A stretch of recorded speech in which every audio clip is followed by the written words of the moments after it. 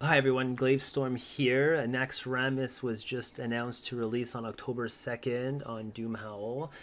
So that means many of you in guilds who are raiding might attempt Naxx in the coming months. So I thought I'd talk about Kel'Thuzad, one of the most exciting and lots to do fights here for a hardcore healing priest. If you guys get there, so there's a few clips on my channel already describing the mechanics you can watch out for as a priest, but I've never actually voiceovered, so I thought I'd make voiceover for KT for those that are interested and talk over the gameplay, the mechanics, and what you can look out for as a priest to survive this encounter and try to keep as many of your team members alive. So we're going to start with this footage. This is Kel'Thuzad Phase 2. Phase 1, usually skip over it because there's really not much to do as a priest, right? You're standing in the middle and there's waves of ads coming in, and as a priest, usually wanding or smiting the skeletons that are kind of walking towards us. Nothing really worth highlighting. So here's the start of K2, right? So we've got DBM, phase 2 in 8 seconds. We've got our tank, Blunderama, standing in front of Kel'Thuzad, waiting to pick him up. So what can you do as a priest before the phase, of course, is send a powered shield onto your tank roughly 15 seconds before the pull so that weakened soul can expire, meaning that if Kel'Thuzad comes out hitting hard and you see that those first initial hits go through the shield and through the tank's health, and there's less incoming heals coming because they're not being queued up by some of the raid healers, then there's a chance of sending a second shield on pull if needed as an emergency, right? So that's the first thing you're going to look out for. Second is your inspiration proc. So if I play the video here, you can see that I'm spamming rank 1 flash shield on Blunderama, and there's the crit. So it took me 3 casts to get the crit up. So we've got Blunderama, who's inspired, who's pre-shielded and waiting to pull. And we'll watch what KT does. See, the very first hit that KT does was, even though he had inspiration up, the shield was abolished, so probably around 1300 hit points plus 1200 points to his health, and you can see there's no incoming heals, there's no predictive healing. So that means every healer in the party, in the raid, is not pre-casting on Blunderama this very second. You see my heal just landed just before I took this this pause here. So this is the importance of having weakened soul off during the pull, because if this hit was even harder and there's no incoming heal, some other priest can just throw another shield, right? But here come the incoming heals, and there's the renews and the rejuves, and now the tank is stabilized and getting KT into position right in the middle of the room. Everyone is assigned a position in range, right? We're spread apart at least 10 yards away, so that when Frost Blast is off cooldown and the target is chosen for that ability, we're not chaining Frost Blast to your party members, which is why the positioning is done this way. You usually have 3 people in the melee stacks, so there's 4 groups of 3 melee, so that way if they get targeted for Frost Blast, that's 3 people in a blast, assuming they're 10 yards apart here between groups, and everyone else in the raid, it should be single target Frost Blasts as long as no one's moving around. This weak aura is fantastic. If you don't have it, you can link it in the comments. It shows you the cooldown of all KT abilities. You got Detonate Mana, Chains, which is the mind control, AoE Frostbolt, Shadow Fissure, and Frost Blast. So what we're monitoring as a priest are Chains and Frost Blast, most importantly, because when Chains is coming off cooldown, you do have an ability called Psychic Scream, right, priest, unless you didn't train it, but I'm pretty sure you all do. You want to burn Psychic Scream if possible, so that way if you're the target of a mind control and your character imagine if I was to get mind controlled right here and just take 2 or 3 steps towards the melee stack and then fear before I get CC'd by one of my team members. Well, that would be pretty catastrophic, right? We'd have people running all over the place, getting in range, chaining Frost Blast perhaps, or doing other stuff. So we want to limit that if possible. So one cooldown that I'm watching for is Chains, and as you can see, there's 8 seconds left on cooldown. I have a weak aura here to display that my Psychic Scream is off cooldown. So basically what I'm saying here is this would probably be a good time to blow your fear. So you can see my next global here. I blew my Psychic Scream. Chains is 5 seconds off cooldown, so if I am the target of a mind control, my fear won't be up. So that's what I'm trying to explain there. I'm always keeping Kel'Thuzad targeted because he does have direct frost bolts that are going to be cast on the tank or whoever he's targeting. These should be kicked by the melee, but sometimes they don't, right? So as a priest, powered shield could be a saving grace, right? Those direct frost bolts, if they do land, can hit for upwards to 8,000 HP. So preemptively shielding those would be a great to do it in your toolkit. So while you're monitoring your raid frames and everything else that's going on in this fight, also monitor the cast bar of Kel'Thuzad. And you know, if you see a frostbolt being cast that's not going to get kicked, then you know, throw the shield on the tank. All right, now what am I saying here? Frost Blast, 9 seconds off cooldown. So what do I usually do in this situation as a priest? As you can see, there's not much going on in the raid other than single target damage to the tank. So the tank is healthy right now. The tank is inspired. The tank has incoming heals and a renew. So as a priest, you can start spreading around some heal over times. Druids can do the same with the rejuves. So we picked the melee stack. So here are the stacks, right? We got warriors and rogues in groups 2, 3, and 4. So I'm preemptively throwing renews on those since there's not much else to do at this time.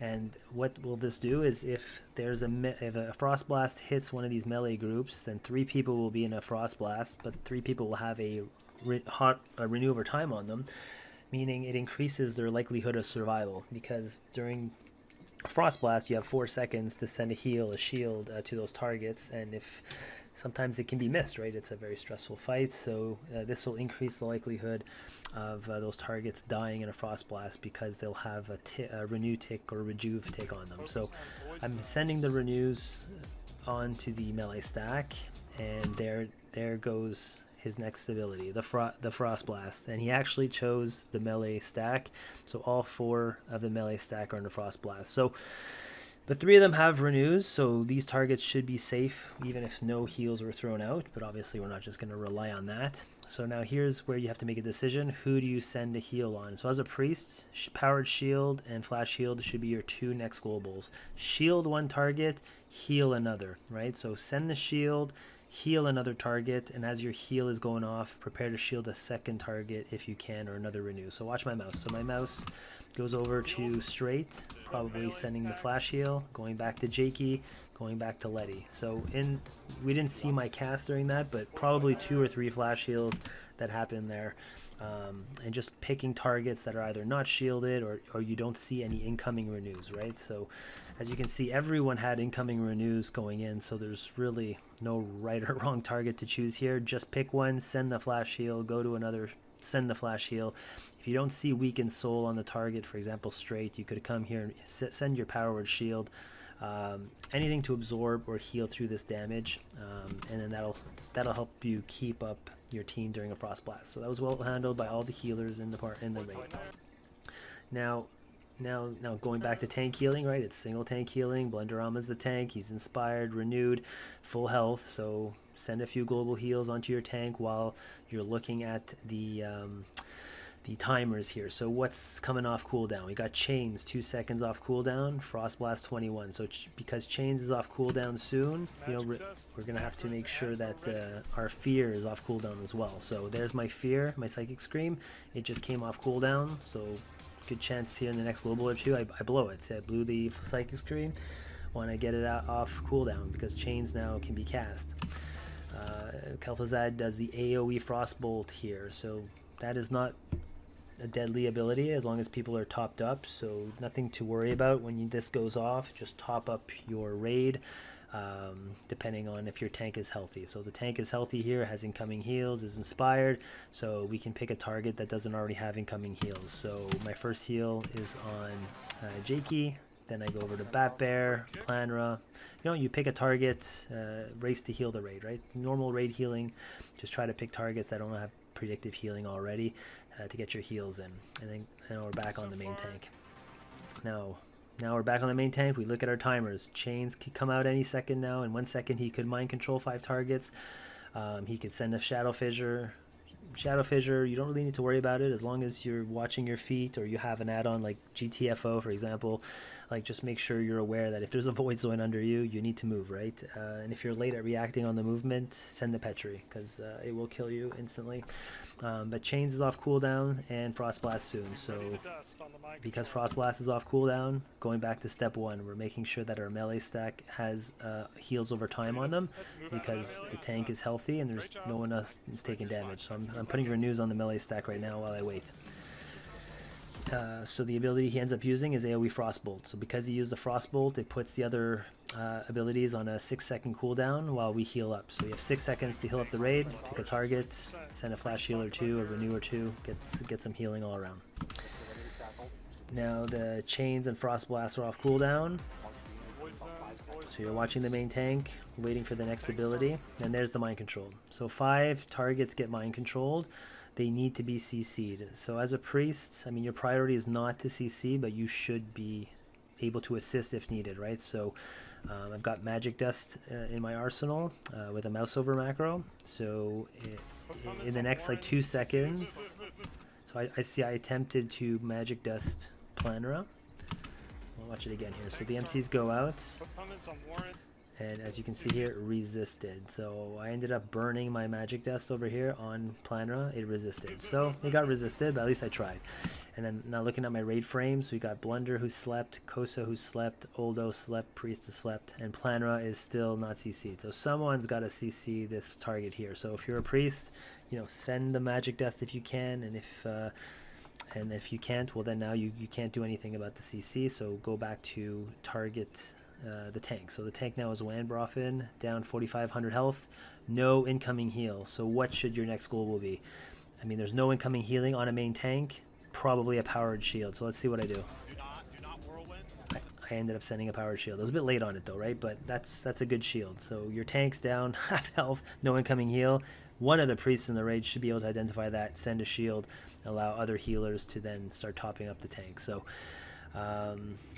now the next ability went out, another Frost Tomb on the melee, so 4 people in a Frost Tomb. So you're going to see my mouse hover over here. You got a decision to make. So all 4 have no incoming heal. Pick a target. So I probably sent a flash heal here on straight, went up to Cleave, did a flash heal on Cleave, came back to Letty. Letty has no shield, no weakened soul, so probably sent a shield there. As you can see, the shield appeared for just half a second. The weakened soul is there. The shield was absorbed the damage completely. So you saw my mouse hover with 3 targets there in less than 4 seconds. So you pick one, flash heal 1, shield 1, and if everyone, 2 or 3 healers are paying attention, that should be enough to survive a melee tomb. Because once the tomb is done, this is not a rush to heal through. Like, this can be healed through with a renew or just another flash heal. It's not super important, but as you can see, everyone survived the Frost Tomb. All right, now phase 3 is when the Guardians come out. So not only do you have to pay attention to your timers, you also need to dispel the mind control, right? So once mind control once mind control falls off the targets, they're going to be sitting in a CC, and these are long CCs, right? Like, this is another 15-20 seconds in a sleep. So as a priest, you need to pay attention to the targets that are mind controlled, and once the mind control falls off, you need to dispel the CC. So see how Koso just got dispelled? That's good. Priest Wing here and Oldo are CC'd, right? Priest Wing is slept, Oldo is sheeped, and no one identifies this under the pressure they're in, but they sit through the whole CC here. So this could have been something I could have done differently. The tank is healthy, has a renew, is inspired, so I could have come and dispelled Priest Wing here, but I missed it. Now, the shackles here, this is another great weak order for you priests, because on this fight you can only shackle 3 guardians, because after 3 guardians are shackled, if you shackle a 4th one, then the shackles just break, right? Kel'Thuzad just removes all the shackles, and then you're left with all the guardians unshackled. So this is a great weak order that you can get as well, that'll show you which guardians are shackled and by whom. So there's 3 it's not easy to see on the screen because of everything that's going on, but with this weak aura it's very clear, right? So Angelic Bunny has 1 Guardian Shackled, Priest Wing, and Glaive Storms has, so there's 3 Shackled Guardians. So when you're doing this fight, usually like 3 Priests will be assigned to Shackle, but it can happen where they miss their Shackle, they're in a mind control, or maybe they're dead, right? So some other Priests have to pick up on the Shackle, right? That's going to be your communication in comms. But even without speaking in comms, if you're a Priest not assigned to Shackle, you can have this weak aura on and see if 3 Priests are 3 Guardians are Shackled, and if for some reason there's only 1 or 2 Shackled, and you can assist, right? Everyone can assist as long as they see 3. There won't be any over shackling. So that's how you handle these Guardians. And that's it. Rinse and repeat. We're back. We killed this KT pretty fast, but if it drags on longer, it's just rinse and repeat, right? Watching the timers, monitoring Frost Blast, monitoring the mind controls, staying out of Frost, staying out of void zones if they're under you. There was no void zone under me for this fight. So we weren't able to see that. The Detonate Mana, it's just an annoying ability if you get it, right? It just kind of ticks on you for a couple seconds and explodes, so you want to make sure you're not standing next to anyone to do extra damage to your party, and also burn some of your mana. So if you're the target of Detonate Mana, it's just an annoyance, right? A little extra damage, more mana that's chewed off you, so you might have to use an extra mana pot, a Dark Ruin, or maybe a Distilled Wisdom, right? If you hit 0 mana, you can use Distilled Wisdom for a free 2,000 mana to continue the fight. So that's KT in a nutshell as a Priest. So I highly recommend those 2 weak auras, the Kel'Thuzad timers over here that you can monitor, and the Shackle targets that you can monitor as well. So wish you all luck with your pushes in hardcore Naxx Rammus come October on Doomhowl. And if you have any questions, feel free to ask in the video comments. Be happy to address any Priest Pov questions that you might have, and good luck with your pushes. Glaive Storm signing out.